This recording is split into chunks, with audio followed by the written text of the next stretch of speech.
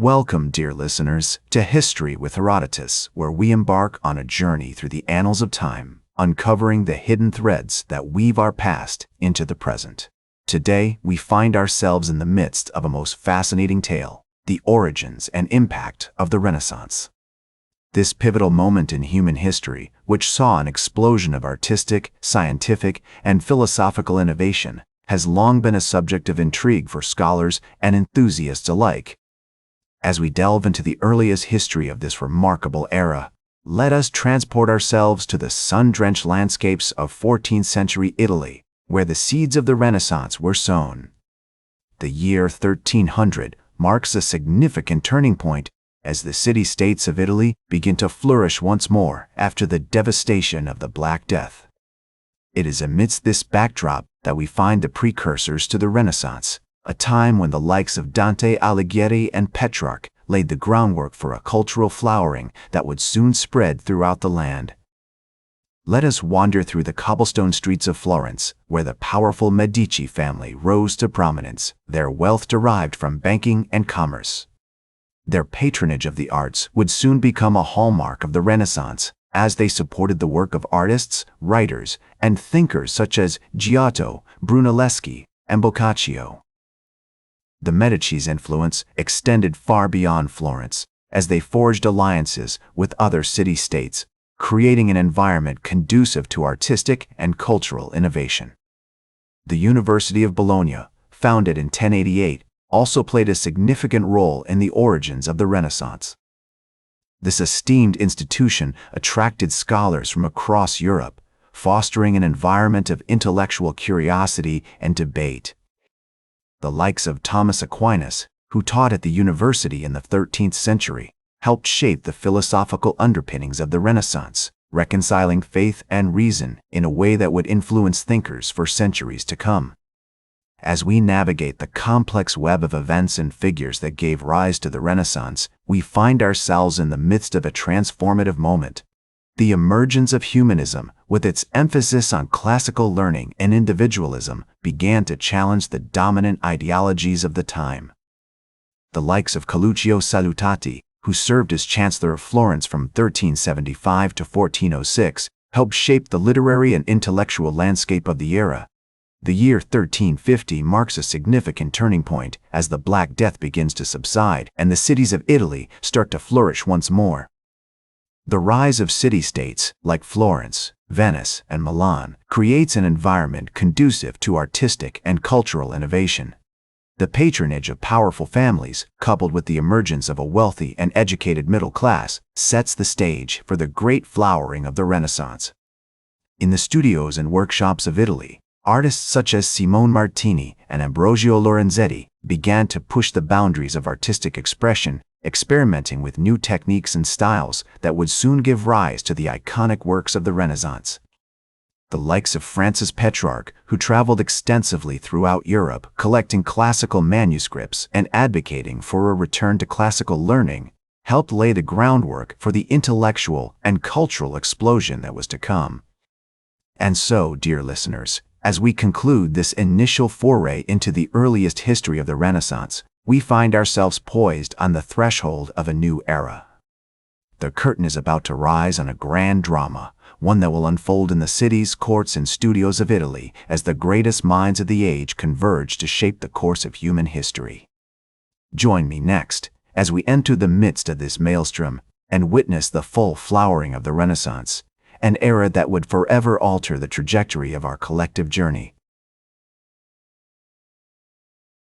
Welcome back to History with Herodotus, as we continue our journey through the fascinating tale of the origins and impact of the Renaissance. As we find ourselves in the midst of 15th century Italy, the city-states are flourishing, and the arts are experiencing an unprecedented surge in creativity. The Medici family, with their vast wealth and influence, continue to patronize the greatest minds of the age, including artists such as Sandro Botticelli, Domenico Ghirlandaio, and Michelangelo Buonarroti.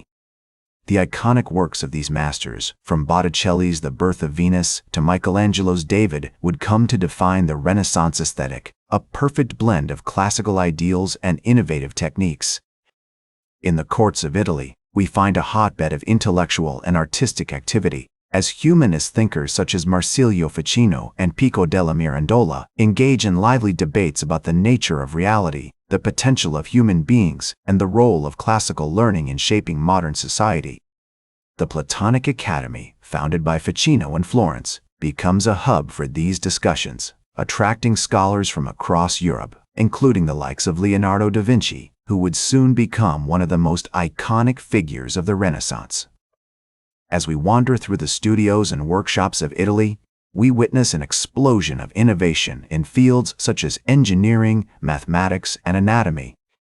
Leonardo da Vinci's designs for machines and mechanisms, his detailed drawings of the human body, and his groundbreaking use of sfumato in painting would soon influence generations of artists and thinkers. The likes of Luca Pacioli, a mathematician and Franciscan friar, would collaborate with Leonardo on works such as De Divina Proportione, exploring the intricacies of geometry and proportion. In the realm of literature, we find a similar flowering of creativity, as writers such as Lorenzo de' Medici, known as the Magnificent, and Angelo Poliziano produce works that showcase the mastery of classical forms and the emergence of new, distinctly Renaissance styles. The poetry of Petrarch, with its emphasis on individualism and emotional depth, continues to inspire a generation of writers, from Boccaccio to Ariosto. As we explore the cultural landscape of 15th century Italy, we find a society in which the boundaries between art, science, and philosophy are blurred.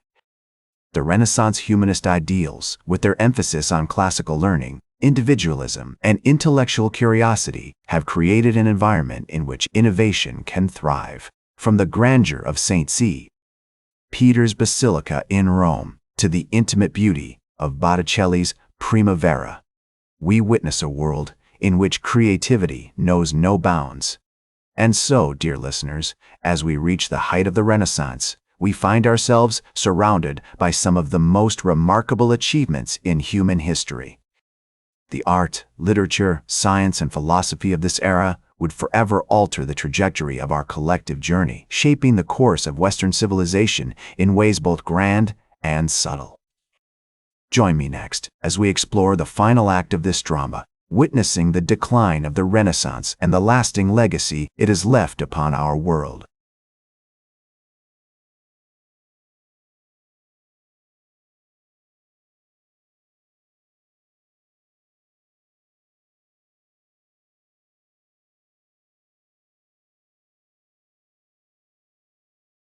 Welcome back to History with Herodotus, as we continue our journey through the fascinating tale of the origins and impact of the Renaissance. As we enter the 16th century, the Renaissance is beginning to show signs of fatigue. The Medicis, who had once been the driving force behind the artistic and intellectual innovations of Florence, had seen their power and influence wane. The rise of the Habsburgs in Spain and the Holy Roman Empire has created a new center of power in Europe, one that would eventually eclipse the city-states of Italy.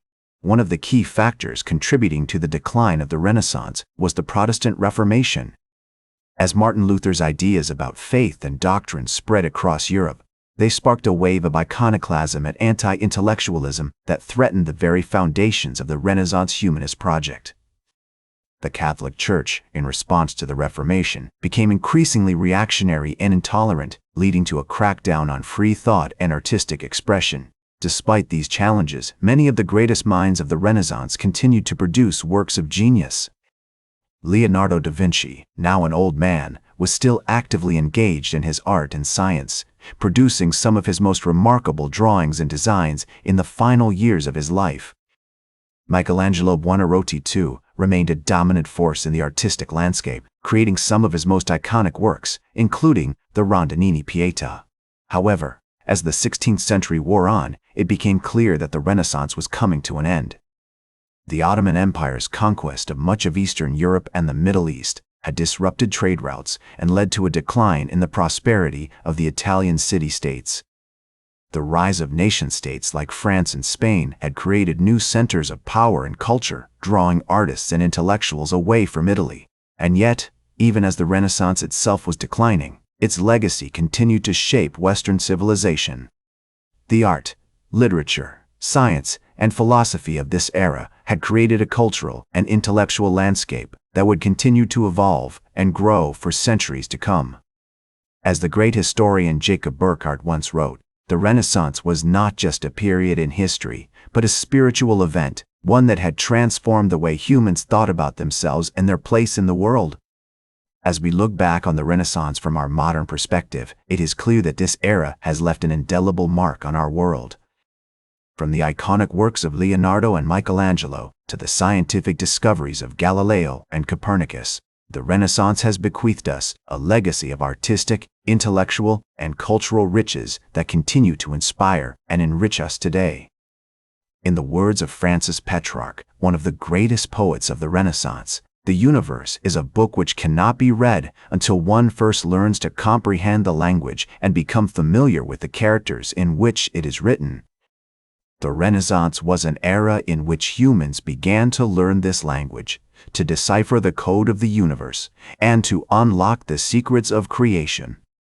As we continue our journey through history, let us remember the profound impact that this era has had on our collective human experience, and let us strive to build upon the foundations laid by these remarkable individuals who dared to dream of a world where art, science, and philosophy could come together in perfect harmony.